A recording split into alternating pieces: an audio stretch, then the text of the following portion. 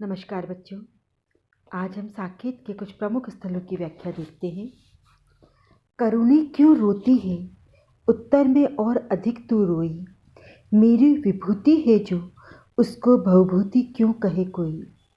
प्रस्तुत काव्य अवतरण द्विवेदी युग के प्रतिनिधि रचनाकार एवं राष्ट्रकवि मैथिली शरण गुप्त द्वारा रचित साकेत नामक महाकाव्य के नवम सर्ग से अवतरित है। इन पंक्तियों में कवि मैथिली शरण गुप्त उर्मिला के विरह का वर्णन करते हुए प्रश्न करते हैं कि हे करुणे, तू क्यों रोती है।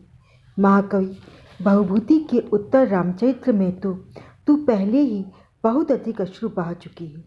इसके उत्तर में करुणा कहती है, भवभूति को लोग संसार का ऐश्वर्य अथवा शिव की विभूति बतलाते हैं, परंतु वास्तव में वह मेरी विभूति है, मेरा मूर्तिमान रूप है। इस छंद का भाव यह है कि जब कवि करुणा से सहानुभूति पूर्वक उसके रुदन का कारण पूछता है तो उत्तर में वह और अधिक रोने लगती है। करुणा का कहना है कि कोई भी कवि मेरी विभूति का वर्णन पूर्ण रूप से नहीं कर सकता, अतः भवभूति जैसा कवि भी उसके वर्णन में पूर्णता कैसे पा सकता है। अतः भवभूति के उत्तर रामचरित्र के पश्चात भी साकेत के नवम सर्ग में करुणा उचित ही है। आदिकाव्य भी करुणा के स्रोत का ही प्रवाह है। इस छंद में कवि ने नवम सर्ग में करुण रस की प्रधानता होने के कारण करुण रस के महान कवि भवभूति का स्मरण किया है। यह उत्तर तथा भवभूति में श्लेष अलंकार है। उत्तर के दो अर्थ हैं, जवाब और उत्तर रामचरित्र। भवभूति में भी विश्व की विभूति शिव करुणा का मानवीकरण किया गया है। महाकवि भवभूति की कविता से करुणा कविता के केंद्र में स्थापित हुई, जो सामाजिकता की दृष्टि से भाव का श्रेष्ठ रूप है। अगला पद है, मानस मंदिर में सती पति की प्रतिमा थाम, जलती सी उस विरह में बनी आरती आ। आँखों में प्रिय मूर्ति थी, भूले थे सब भोग, हुआ योग से भी अधिक उसका विषम वियोग। 8 पहर 64 घड़ी स्वामी का ही ध्यान, छूट गया पीछे स्वयं उससे आत्मज्ञान। प्रस्तुत काव्यांश महाकाव्य साकेत के नवम सर्ग से लिया गया है। इस महाकाव्य की रचना राष्ट्रकवि मैथिली शरण गुप्त द्वारा की गई। गुप्त जी ने हमारे पुरुष प्रधान समाज की रूढ़ियों का विरोध करते हुए अपनी कविता में स्त्री को केंद्र में रखा है। इस प्रकार वे राष्ट्रीय आंदोलन में अपनी ओर से स्त्री को खड़ा करते हैं तथा दूसरी ओर भारत के पुरुष समाज को यह भी दिखलाते हैं कि हमारे देश की स्त्रियां किसी भी रूप में कम नहीं रही हैं। अतः भारत का पुरुष समाज स्त्री के प्रति उन विचारों को बदले जो रूढ़ियों के रूप में परंपरा से चले आ रहे हैं। इसी तथ्य का उद्घाटन करने के लिए वह उर्मिला के त्याग और प्रेम को इस रूप में चित्रित करते हैं। उर्मिला की विरही जीवन का चित्र बनाते हुए कवि कहता है कि पतिनिष्ठ उर्मिला ने अपने मन रूपी मंदिर में अपने पति की छवि को ईश्वर की प्रतिमा की तरह स्थापित कर रखा था और उस विरह अग्नि में जलती हुई उसकी काया मंदिर में प्रज्वलित होने वाली आरती की तरह थी। कहने का उद्देश्य यह है कि जैसे मंदिर में आरती जलती है, उसी प्रकार उर्मिला भी अपने मंदिर में पति को प्रतिष्ठित कर उसके विरह में चल रही थी।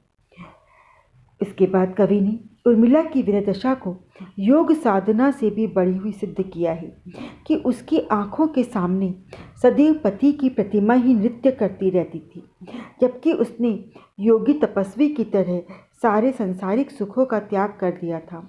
अतः उसकी यह विरह अवस्था योग साधन से भी ज़्यादा कष्टकर थी। हमारे यहाँ समय की माप 8 पहर 64 घड़ी के रूप में की गई है। उसी अभिप्राय का प्रयोग करते हुए कवि ने कहा है कि उर्मिला रात दिन हर क्षण अपने पति का ही ध्यान करती रहती थी। अपने पति लक्ष्मण के चिंतन में ही डूबी रहने के कारण वह अपने अस्तित्व तक को भुला बैठी थी। उसके मन में सदैव लक्ष्मण का ही ध्यान रहता था। मानस मंदिर, प्रतिमा, आरती आदि के सांगरूपक से भारत की एक जीवन पद्धति का सांस्कृतिक रूप यहाँ प्रतिष्ठित हुआ है तथा उसके जीवन के प्रति सत्यनिष्ठा एवं पवित्रता व्यंजित हुई है। भारतीय मनुष्य ने शताब्दियों से मंदिर के केंद्र में रखकर अपनी भावनाओं को स्वरूप प्रदान किया है।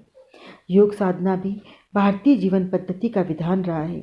योग और वियोग की संगति बहुत उपयुक्त है। आत्मज्ञान शब्द यहाँ अत्यंत क्लिष्ट है, जिसका दूसरा अर्थ तत्व चिंतन ग्रहण करने पर ध्वनित होता है कि उर्मिला के इस पति चिंतन के समक्ष तो आत्मज्ञान के लिए की जाने वाली साधना भी कुछ नहीं थी।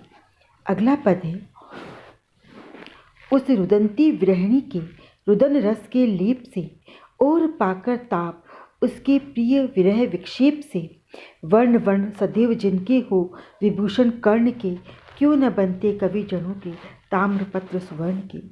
प्रस्तुत पद्यांश कवि मैथिली शरण गुप्त द्वारा रचित साकेत नामक महाकाव्य के नवम सर्ग से उद्धृत है।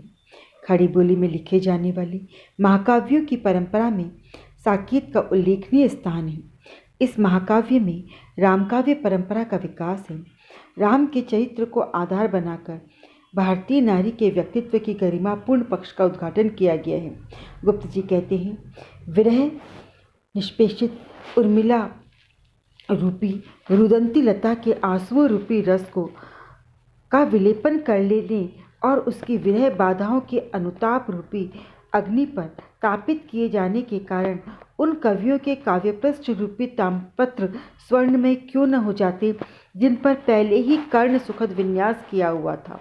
भाव यह है कि जिस प्रकार ताम्रपत्र पर रुदंती नामक जड़ी का विलोपन करके उसे आग पर तपाने से तांबा सोने के रूप में परिणत हो जाता है, उसी प्रकार उन कवियों को तांबे के समान अपेक्षाकृत निकृष्ट काव्य रचनाएं भी स्वर्ण के समान महत्वपूर्ण हो सकती हैं, जो उर्मिला रूपी रुदंती लता के आंसुओं रूपी रस का अपनी काव्य रचनाओं में पुट देंगे और अपनी रचनाओं को उसकी विरह व्यथा की अग्नि के ताप से अनुतापित करेंगे। उनमें उसका विरह ताप व्याप्त होगा, जो सत्कवि और जिनकी रचनाओं में श्रवण सुबद्ध वर्णावली का प्रयोग रहता है, उनकी रचनाओं का तो उर्मिला की विरह व्यथा का वर्णन करने पर सुवर्णमयी हो जाना निश्चित प्राय है। उर्मिला का विरह वर्णन करने पर रचनाएं महत्वपूर्ण होंगी और उनका वर्ण वर्ण कर्ण सुखद हो सकता है।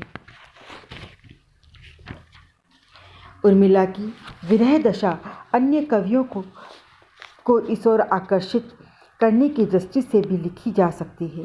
उर्मिला के विरह वर्णन में भी आधुनिकता का समावेश है।